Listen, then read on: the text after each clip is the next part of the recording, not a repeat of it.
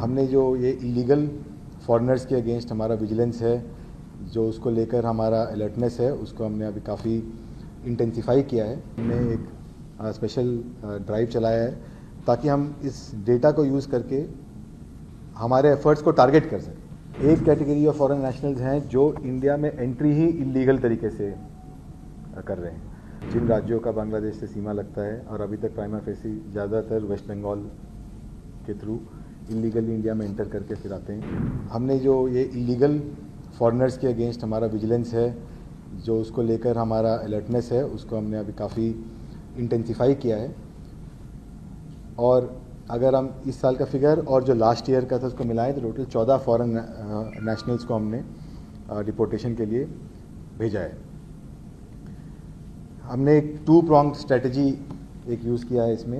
एक हमारे जो टीम्स हैं वो ऑन ग्राउंड वेरिफिकेशन करते रहते हैं based on manual information, based on technical information. उसके अलावा जो हमें अच्छा रिजल्ट मिल रहा है वो यूज़ ऑफ डेटाबेसेस के थ्रू है।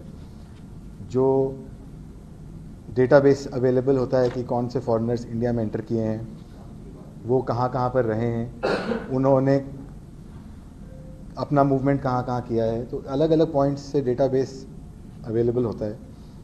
और अगर वो ओवरस्टे कर रहे हैं या उनका वीज़ा वैलिडिटी नहीं है, उसके बाद भी वो इंडिया से एग्ज़िट नहीं किए हैं, तो ये डेटा भी अवेलेबल होता है। तो इसको यूज़ करके हमने एक स्पेशल ड्राइव चलाया है ताकि हम इस डेटा को यूज़ करके हमारे एफर्ट्स को टारगेट कर सकें। जो स्पेसिफिक प्रॉब्लम एरियाज़ हैं या जो स्पेसिफिक हॉटस्पॉट कोई ऐसा डेवलप हो रहा हो तो हम उस पर टारगेट कर सकें। तो इसी 2 स्ट्रैटेजी हमने 2 pronged स्ट्रैटेजी अपनाते हुए ये बांग्लादेशी नेशनल्स का डिपोर्टेशन करवाया है। मैं अभी जो पकड़े गए केसेस हैं उसका कुछ विवरण दे देता हूं, तो उसमें आपको ये भी क्लियर हो जाएगा कि उनके क्या मॉडस ऑपरेंडी हैं और क्या उनके तरीके थे। जो एक कैटेगरी ऑफ फॉरेन नेशनल्स हैं जो इंडिया में एंट्री ही इलीगल तरीके से कर रहे हैं, जो without any visa, without any valid documents India के अंदर एंटर कर रहे हैं इलीगल तरीके से। जो खास करके अगर हम बांग्लादेश की बात करें तो जिन राज्यों का बांग्लादेश से सीमा लगता है और अभी तक प्राइमा फेसी ज़्यादातर वेस्ट बंगाल के थ्रू इलीगली इंडिया में एंटर करके फिर आते हैं। जामा मस्जिद थाने के एरिया में इसी तरह एक मोहम्मद ईमान हुसैन नाम के बांग्लादेशी सिटीज़न को हमने आइडेंटिफाई किया। वो 41 ईयर्स का है। वो इंडिया में इलीगली एंटर किया था एक एजेंट के थ्रू, और पूछताछ में बताया कि 13,000 रुपये एक एजेंट को दिया था बांग्लादेश में, और फिर वो वहाँ से बॉर्डर क्रॉस करके और फिर ट्रेन पकड़कर दिल्ली आना हुआ। और पूछताछ में सामने आया कि वो काम के लिए ढूंढ रहा था यहाँ पे, और उस सिलसिले में जो जामा मस्जिद एरिया में जहाँ पे कि काफ़ी सारे लोग वहाँ पे रैन बसेरा वगैरह में भी रहते हैं, और उस तरह से जब वहाँ पे रह रहा था तो हमें ड्यूरिंग द वेरिफिकेशन ड्राइव हमें ये पता चला, और फिर हमने वेरीफाई किया, आइडेंटिटी एस्टैब्लिश किया, बांग्लादेश का एग्जैक्ट एड्रेस एस्टैब्लिश किया, और फिर हमने FRRO को प्रोड्यूस किया जिन्होंने उसको डिटेंशन सेंटर भेज दिया डिपोर्टेशन के लिए। दूसरा केस है एक मोहम्मद शर्मीन परवेज़, 43 ईयर ओल्ड, जो बांग्लादेश का ही रेसिडेंट है।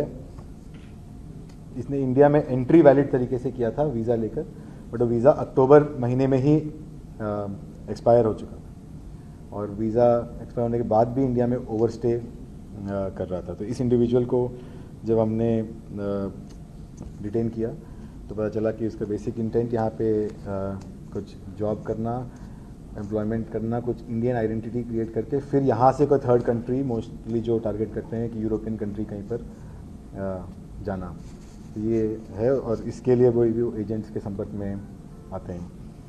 उसके बाद हमने 7 और लोगों को नबी करीम थाने के एरिया में, एक आरा कशां रोड है जहाँ पे एक गेस्ट हाउस है, उस गेस्ट हाउस से हमने इन 7 लोगों को डिटेन किया है।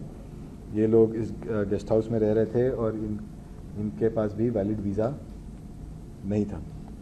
इन सब के आइडेंटिटी एस्टैब्लिश करके FRRO में प्रोड्यूस किया गया है, और FRRO ने इनको डिटेंशन सेंटर में भेजा है।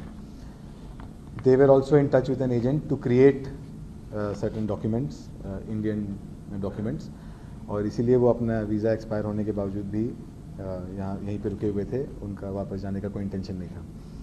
तो अभी इस पे हम फर्दर अपना इन्वेस्टिगेशन कर रहे हैं और कुछ लोग हमारे रेडार पे हैं। इसके अलावा जैसे मैंने बताया 2024 में भी 5 विदेशी नागरिक हमने डिपोर्टेशन के लिए भेजा था, जिसमें 4 बांग्लादेशी थे और 1 ईरानियन नेशनल था। हमारे टीम्स वेस्ट बंगाल के पूर्वी मेदिनीपुर और मुर्शिदाबाद ज़िलों में जाकर कुछ डॉक्यूमेंट्स का वेरिफिकेशन कर रही है, जो और कुछ सस्पेक्ट्स हैं उनके आइडेंटिटी को क्लियरली एस्टैब्लिश करने के लिए।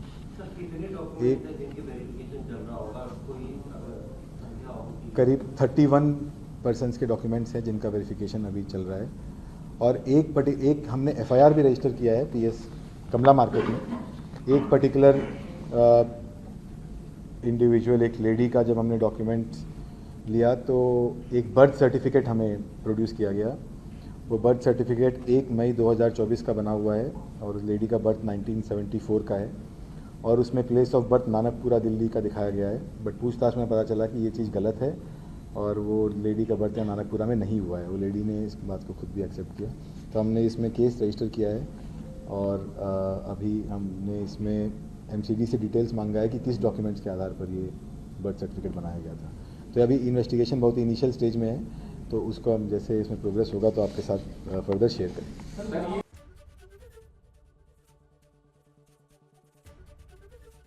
ABP गंगा, खबर आपकी, जुबान आपकी।